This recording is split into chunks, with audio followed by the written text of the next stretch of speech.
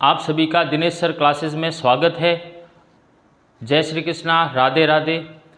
आज हम बात करने वाले हैं कंपनी के 1 मार्क के जो क्वेश्चन एग्जाम में आने की संभावना है उसके ऊपर।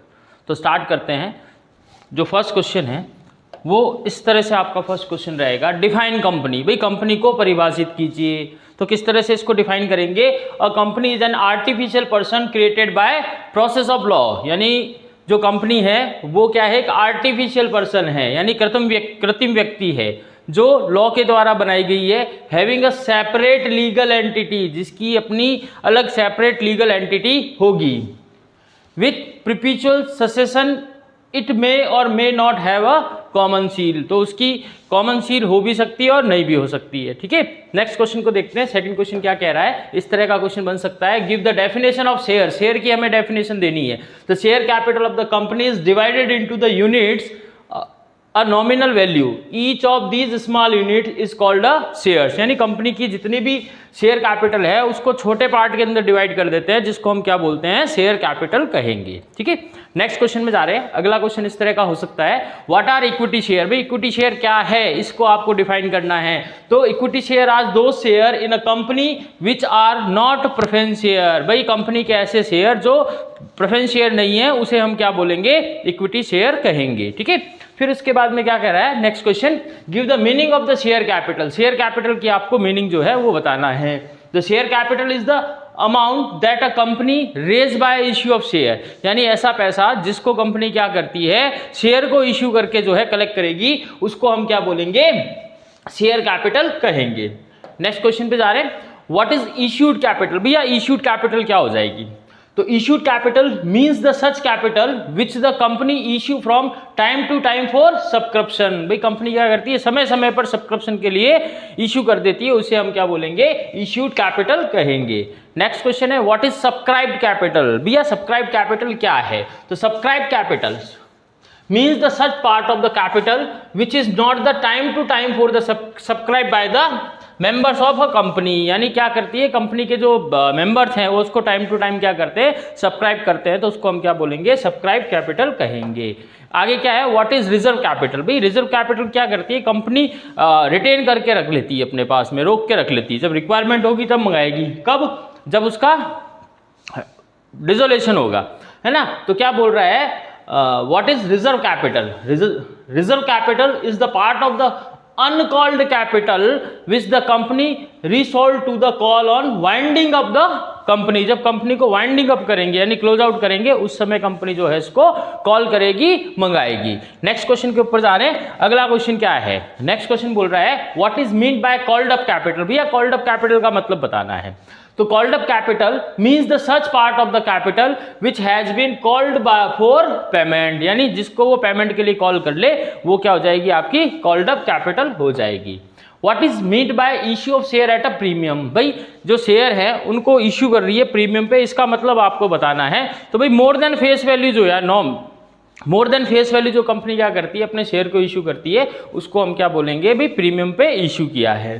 तो लिखा है, when a company issue a share above their nominal value it is said that the company has issued share at a premium। तो उसको क्या बोलेंगे? भाई प्रीमियम पे इश्यू किया है वो बोलेंगे। अब यहाँ लिख दिया, share issue more than its face value, यानी फेस वैल्यू से ज्यादा में जो कंपनी इसको इश्यू करे तो वो क्या हो जाएगा? आपका प्रीमियम हो जाएगा।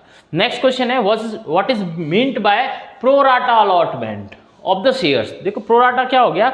भी कंपनी के पास में क्या हो जाए? ओवर सब्सक्रिप्शन रिसीव हो जाए, तो वो क्या करती है? प्रोपोर्शनेटली अलॉटमेंट जो है वो करेगी, तो उसको हम क्या बोलेंगे?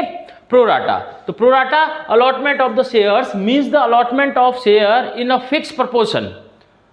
Pro rata allotment take place only when the public issue of share is oversubscribed। ठीक है ना भाई, ज्यादा आपको क्या मिल रहा है? शेयर्स मिल रहे हैं और हमें क्या करना है? प्रोपोर्शनेटली जो है शेयर इश्यू करे तो उसको हम क्या कह देंगे? प्रो राटा बोल देंगे। नेक्स्ट क्वेश्चन है, what is meant bye buyback of shares. भाई बायबैक ऑफ शेयर्स का मतलब क्या है? कि कंपनी जो अपने पहले इश्यू किए हुए शेयर हैं उनको वापस परचेज कर रही है, तो उसको हम क्या बोलेंगे? बायबैक ऑफ शेयर्स बोलेंगे।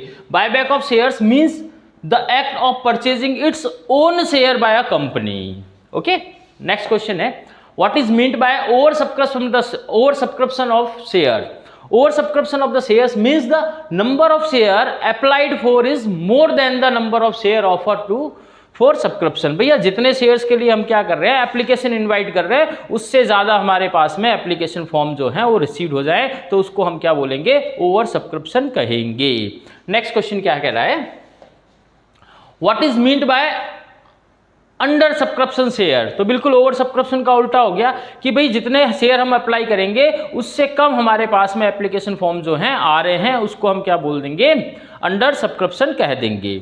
तो क्या लिखा है, under subscription of the shares means the number of share applied for is less than the number of share offer for subscription. ठीक है, नेक्स्ट क्वेश्चन पे जा रहे हैं, what is meant bye right issue of share. अब right issue of share क्या हो गया कि कंपनी जो पहले से ही अपने एग्जिस्टिंग शेयर होल्डर हैं, जब नया इश्यू करती है तो उनको फर्स्ट प्रायोरिटी प्रोवाइड करती है कि भाई आप हमारे शेयर लेना चाह रहे हैं, तो वो अगर ले लेते हैं तो क्या बन जाता है, आपका राइट शेयर बन जाता है। तो लिखा क्या है, right share is an issue of share in which the existing share holder have a right to subscribe for the new share, है ना, एग्जिस्टिंग शेयर होल्डर के पास में राइट पहले होगा।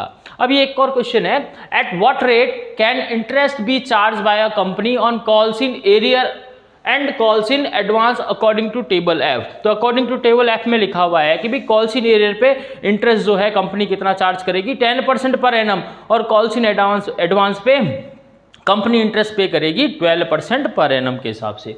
तो आंसर इसका किस तरह से अपन देंगे, according to the table F of the Company Act 2013, a company can charge interest on calls in area 10% per annum or calls in advance 12% per annum from the due date of payment। भैया जो उसकी due date होगी, है ना, और जितना उन्होंने पहले या बाद में लिया है उसका जो गैप आएगा टाइम पीरियड का, उतने टाइम पीरियड का वो इंटरेस्ट जो है वो चार्ज करेगी।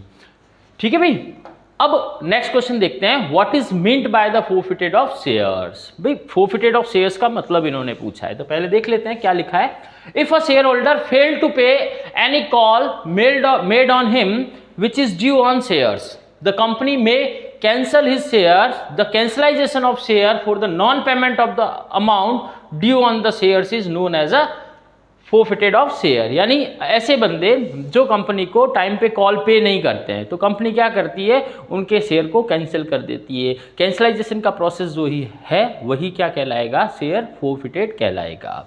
ओके, नेक्स्ट क्वेश्चन है, what is the maximum amount of discount which may be allowed on issue of share. जब कंपनी क्या कर रही है भाई, री इश्यू ऑफ शेयर्स, कंपनी अपने शेयर्स को वापस री इश्यू कर रही है फोरफिटेड करने के बाद में, तो मैक्सिमम डिस्काउंट वो कितना प्रिस्क्राइब कर सकती है। Discount allowed on the issue of forfeited shares should not exceeds the amount of forfeited. जितना उन्होंने अमाउंट फोरफिटेड करा है उससे ज़्यादा नहीं हो सकता है। Is that amount credited to the forfeited shares account at the time of forfeitures। ठीक है, नेक्स्ट क्वेश्चन के ऊपर जा रहे हैं। अब इसके बाद में हम अगला जो वीडियो आपके लिए लेके आएंगे उसमें कंपनी के जितने भी MCQ रहेंगे उसके ऊपर हम बात करेंगे। ठीक है, जय श्री कृष्णा, राधे राधे।